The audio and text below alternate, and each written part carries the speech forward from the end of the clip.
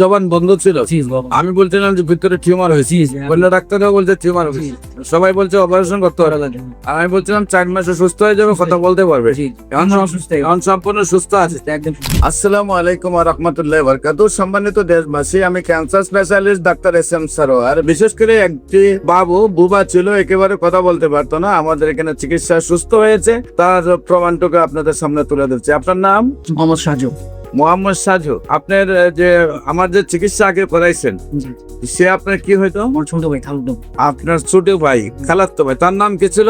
রায়হান। রায়হান। রায়হানের পিতার নাম কি? আশরাফ। আশরাফ। রায়হানের মায়ের নাম? ফার্মিং। সামনে। তাদের গ্রামের বাড়ি? মেঘনা। মেঘনা।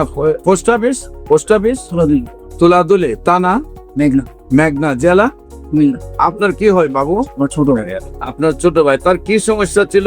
কথাই বলতো। কোথায় কোথায় চিকিৎসা করছেন এবং কিভাবে সুস্থ? ওই জায়গায় চিকিৎসা করছে, টিভি সদবর ডাক্তার বলছিল যে অপারেশন করার জন্য।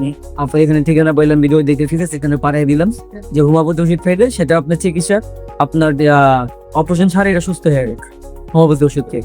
সেই হিসাবে আমরা পাঠিয়েছি এখানে, তার টিউমার টনসিল ধরা গেছে। সেই ক্ষেত্রে আপনি ওষুধ দিচ্ছেন, আল্লাহর রহমতে দেখা এখন সুস্থ মোটামুটি। আর জবান বন্ধ ছিল। আমি বলছিলাম যে ভিতরে টিউমার হয়েছে, বললো ডাক্তারও বলছে টিউমার হয়েছে, সবাই বলছে অপারেশন করতে হবে।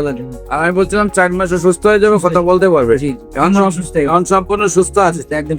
সম্মানিত দেশবাসী, বিশেষ করে মাথার চুল থেকে পায়ের নখ পর্যন্ত যে কোনো সমস্যা হলে আপনারা কোনো স্বাস্থ্য হোমিওতে চলে আসবেন। আমরা এখানে 50 জন ডাক্তার, বিশেষ করে MBBS ডাক্তার, BSMS ডাক্তার এবং DSMS ডাক্তার সহ আমরা একটা মেডিকেল টিম এখানে রয়েছে আপনার যে কোনো সমস্যার সমাধান করার জন্য। বিশেষ করে ক্যান্সার, কিডনি, থ্যালাসেমিয়া, এইডস, যে 4টি হলো মরণ বিধি, সেটাও আপনার সুন্দরভাবে সম্পূর্ণরূপে সুস্থ হয়ে যায়। আপনার যে কোনো সময় আমাদের অফিস ভিজিট করার জন্য আপনাদের সবাইকে আমন্ত্রণ জানাচ্ছি। যে কোনো প্রয়োজনে স্ক্রিনে দেওয়া নম্বরে যোগাযোগ করার জন্য আহ্বান জানিয়ে শেষ করতে সবাইকে ধন্যবাদ। আসসালামু আলাইকুম ওয়া রাহমাতুল্লাহি।